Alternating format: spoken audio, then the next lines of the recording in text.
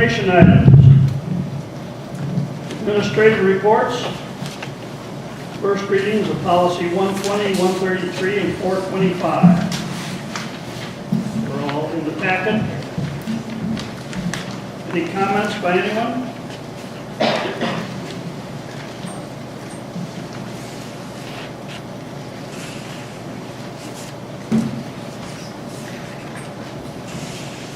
And we will let it be said that this was our first reading of those three policies.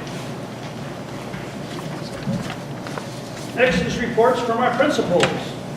Administration. I'm sorry. That's all right.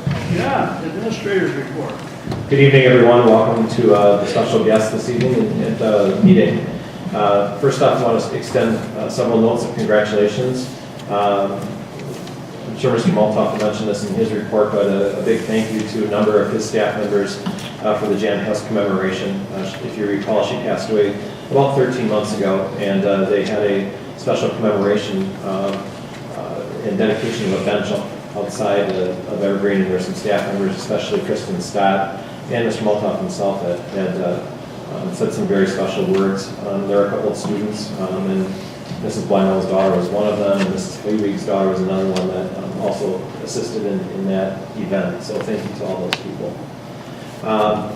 Secondly, a thank you to Erin Holke. She's the art teacher here at Evergreen, and she submitted a student nomination, and basically the student received the Artsonia Student of the, Student of the Week Award, Artist of the Week Award, and that is Matthew Rowe. He's a fifth grader at Evergreen. And if you recall, Artsonia, a couple of I believe all three elementaries do that.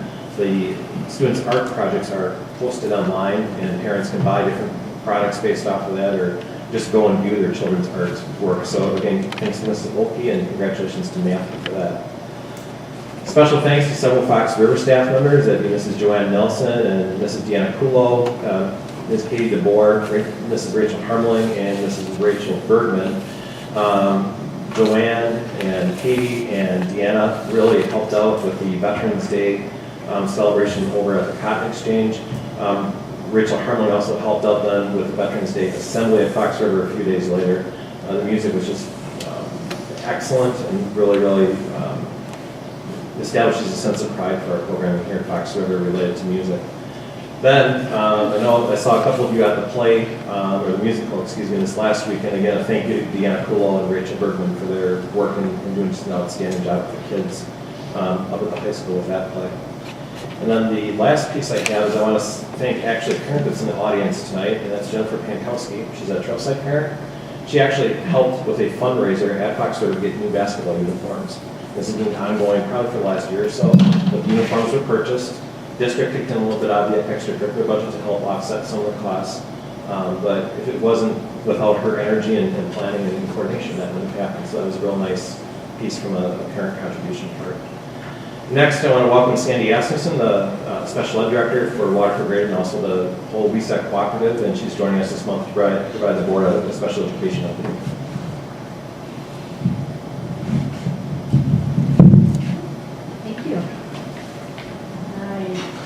Just a few points to give you an update on this year so far. Wanted to let you know that right now in the Waterford Grading School District, we have, and this can change on a day-to-day basis as you know in special ed, but we have approximately 188 students who have IEPs in Waterford Grading School District, which is about what we've seen the last 3 years, give or take a few there. This was a very big year for us for transfer students in. Open enrollment students, we did not accept unless there was a sibling who was in special education with that, but we had 23 students move into our district with IEPs. So that was a record-breaking number for us this year. I have to say it really has been a smooth transition for these students. We met with all the families, all the parents. The principals have all been heavily involved in those transitions, and the special ed teachers, and they're doing a great job. So. We have 12 students currently enrolled in our early childhood program in Waterford. So that is divided between a small morning class where we have our younger students.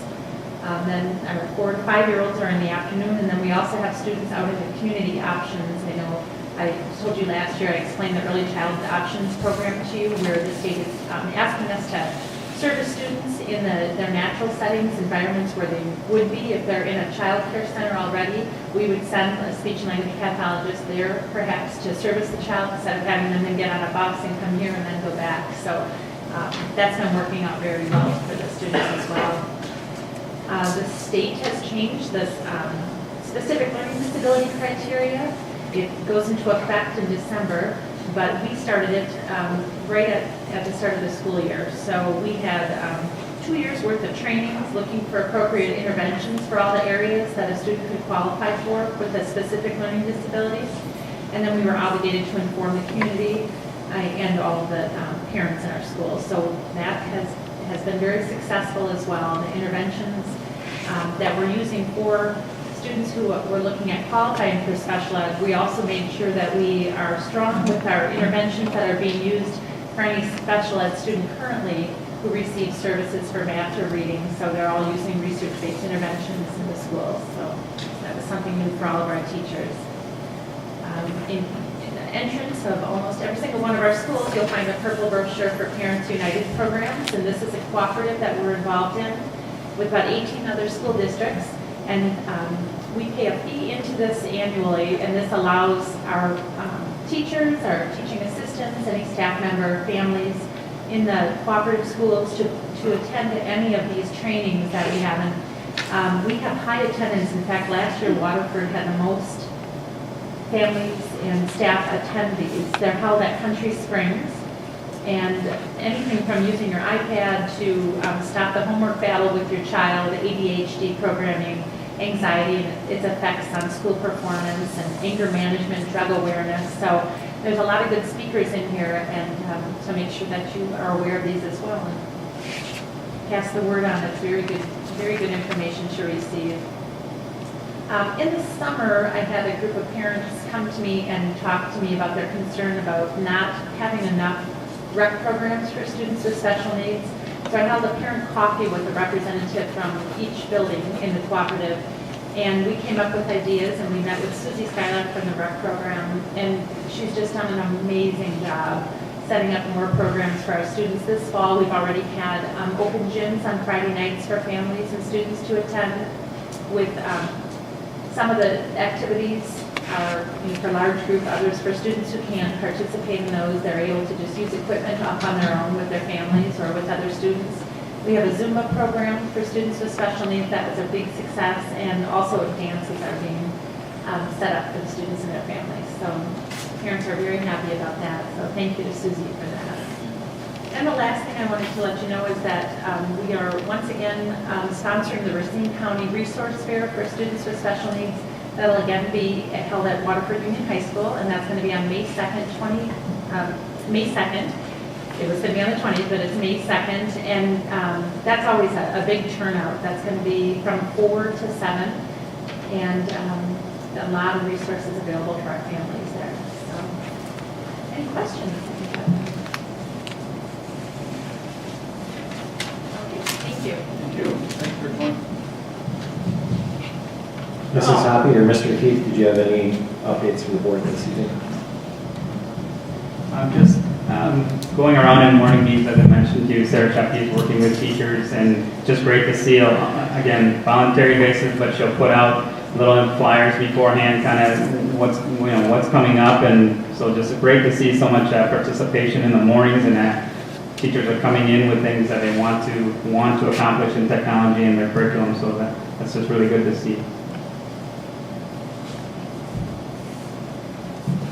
I just wanted to acknowledge the work of the school psychologist and Jeannie Moran. We're meeting together on a couple times a month to continue to work on the response to intervention and to provide some specific cut scores, relook at interventions and look at how we're communicating out so we all have a clear message on those pieces. So I appreciate their support and help.